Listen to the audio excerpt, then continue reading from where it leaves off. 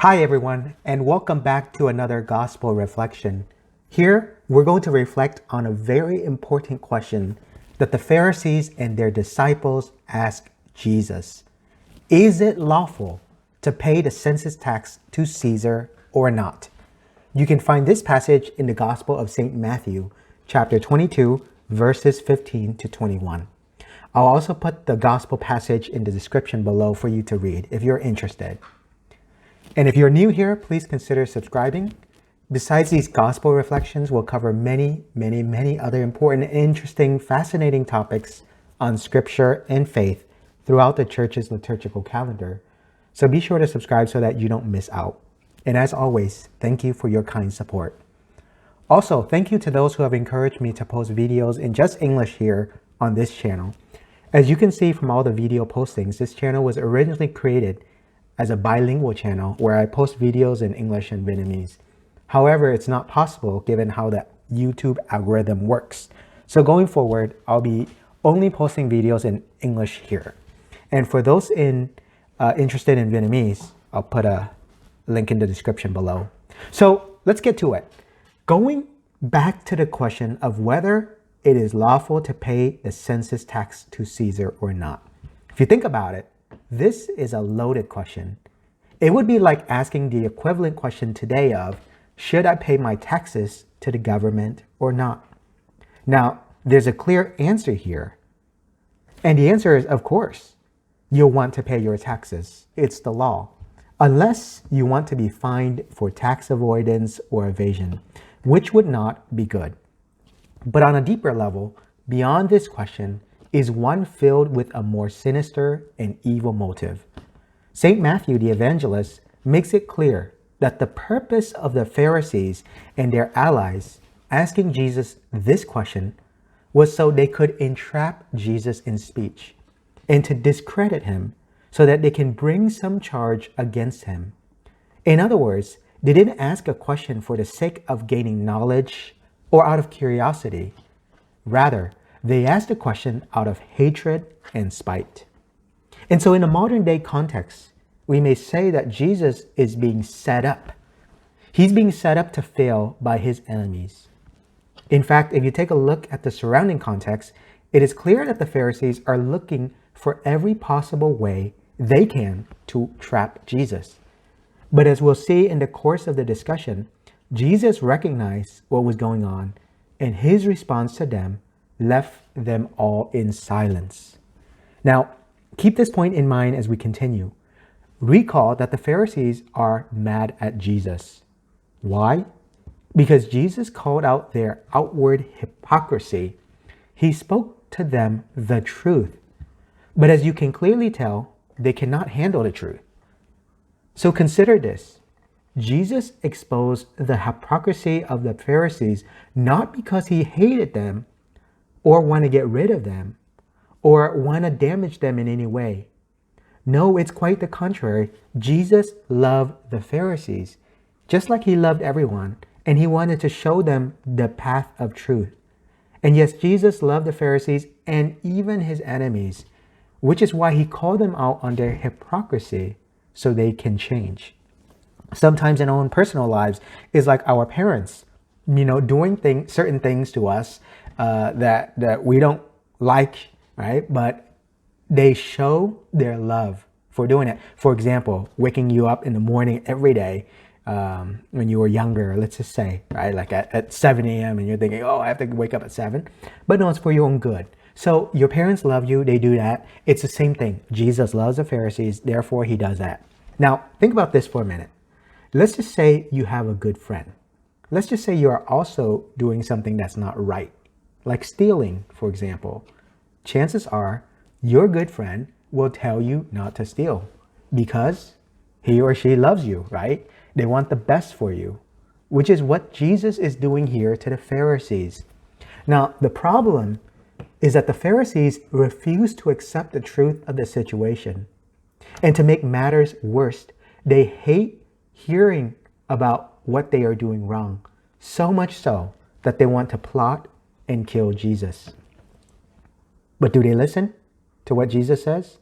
Unfortunately, no. In fact, they want to get rid of Jesus And so take a look at how St. Matthew describes the scene. Here's what he says in verse 16. They sent their disciples to him with the Herodians, saying, Teacher, we know that you are a truthful man, and that you teach the way of God in accordance with the truth. And you are not concerned with anyone's opinion, for you do not regard a person's status. Now, pause here for a moment. Can you sense the exaggeration and the false praise here? It's fairly clear and evident in the text. It would be the equivalent of an enemy of yours coming to you and praising you for all the good things you've done. But their praise is insincere. So then after this setup and flattery, they go straight into the question. And so the Pharisees and Herodians, they believe that they got Jesus now. They figured they'll give him this either or question. They believe this binary question, either or, is going to get Jesus. But the answer Jesus gives will silence them. Here's the question. Is it lawful to pay the census tax to Caesar or not? In other words, they're essentially asking Jesus, should we pay our taxes? Now that's an important question. It's a question that has been asked, frankly, throughout history and civilization. Should you pay taxes, and should you pay taxes at all? It's a question we ask today. Should I pay my taxes? But here's the problem. The question is meant to entrap Jesus. They don't care if they should pay the census tax to Caesar or not. So by setting up this binary question, they are forcing Jesus to choose one or the other. And here's the issue. This is key. So listen closely. If Jesus is opposed to the tax, in other words, if he answers no to paying the census tax to Caesar, he would be considered a rebel who is going against the Roman government. In other words, he would be accused of rebellion and treason, and the Pharisees can use this as their excuse to put him to death. Think about it in the modern context today. If you fail to pay your taxes, the government can seize your property, they can steal or take your assets. You could be arrested for tax evasion, etc.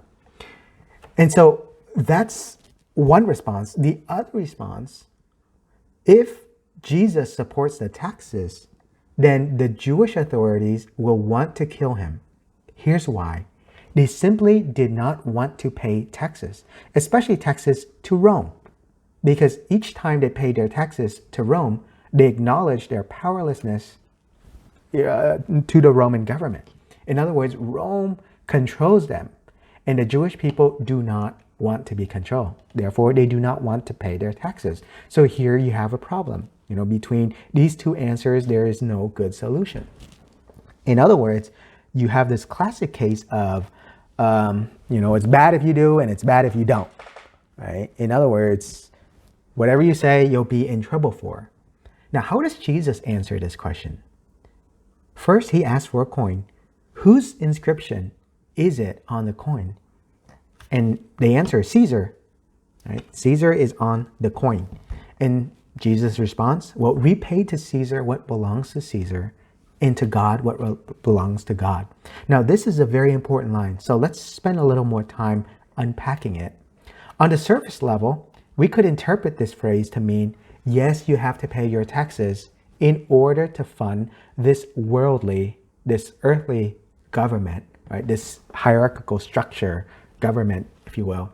And all the government services cost money, and you have to be a good citizen, which means you have to pay for them. But the word repay to Caesar has a deeper meaning. So remember the inscription on the coin. It's the image of Caesar. Who made the coin? Caesar made the coin.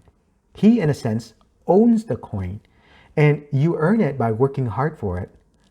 But by working hard for it, Caesar always gets a cut, that is, through taxes. So by repaying to Caesar, you are essentially returning back to Caesar what quote unquote belongs to him, that is the coin, which has his image on it. So then how do you interpret the phrase, and to God what belongs to God? Well, think about it this way.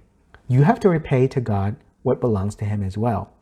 But wait, there's more. You also have to pay taxes to God. Right? What does that mean? Think about it this way. If you are a citizen of a particular country, you work hard, you pay your taxes so your government can function. They need your tax revenue in order to support the bureaucratic government. But you also have to pay taxes to God as well. Because yes, we all owe God.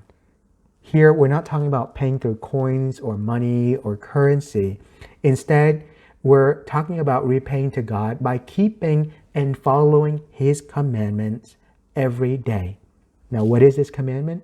It's to love God from your heart and to love your neighbor. It sounds simple. More concretely, you can pay taxes to God by loving your neighbor and being charitable to others. You can help those in need in your community, for example. These are just some of the simple ways you can pay your taxes to God. So then allow me to summarize what we've talked about so far. Here's the main message of this gospel. As disciples of Jesus, we have the obligation to honor and obey the earthly authority, that is, our various governments, depending on which country we live in. However, we also have duties as Christians to render to God what belongs to Him, namely the divine law which God has created. We have a duty and an obligation to respect it. Yes, we have an obligation to respect, to speak out against the laws that are contrary to God's law and all that is immoral and illegal in the eyes of God. And in the very words of St. Paul to the Gentiles, all Christians are called to obedience under the law unless the law is contrary to God's law.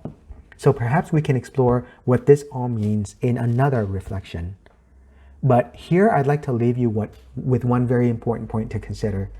Remember earlier we mentioned that Jesus loved the Pharisees? He spoke the truth to them because He loved them. Namely, they were hypocrites who focused only on the outside and forgot about the inside. For all of us, when someone speaks the truth to us about, say, our attitude, our actions, etc., do we react like the Pharisees? Do we get mad and hate the person who is only trying to help us?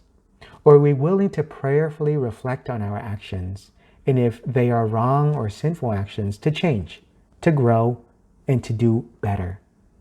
How would we respond? Because here's a question for all of us to think about further. How can I repay to God what belongs to Him? May God bless you.